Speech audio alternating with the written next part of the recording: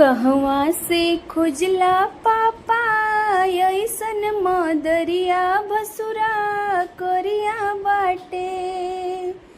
कहवा से खुजला पापा अइसन मदरिया भसुरा करिया बाटे।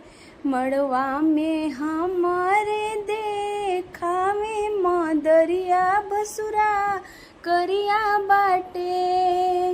मड़वा में हमारे देखावे मदरिया भसुरा करिया बाटे। हम त जनली भसुर हवे पढ़ल लिखल ई नाचनिया बाटे। हम त जनली भसुर हवे पढ़ल लिखल ई नाचनिया बाटे। मड़वा में हमारे नाचे नाचनिया भसुरा करिया बाटे।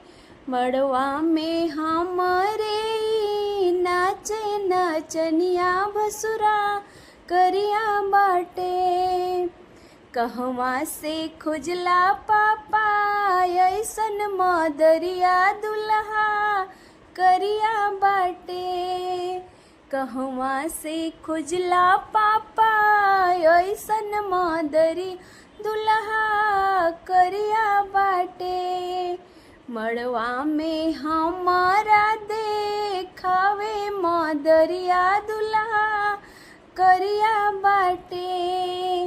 मड़वा में हमारे देखावे मदरिया दुल्हा करिया बाटे।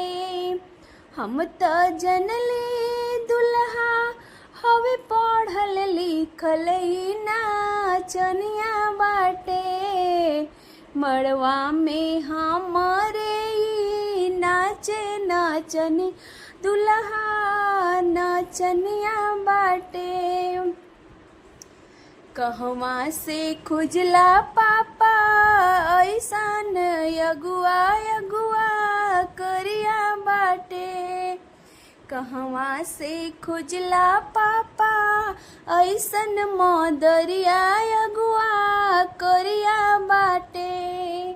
मड़वा में हमारे देखावस मदरिया अगुआ करिया बाटे।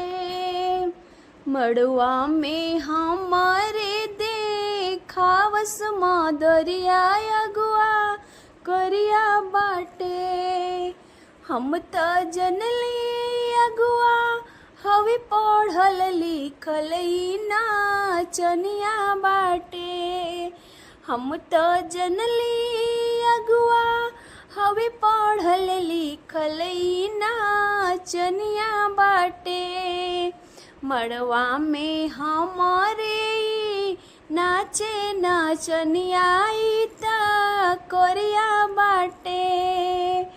मड़वा में हमारा नाचे नाचनिया।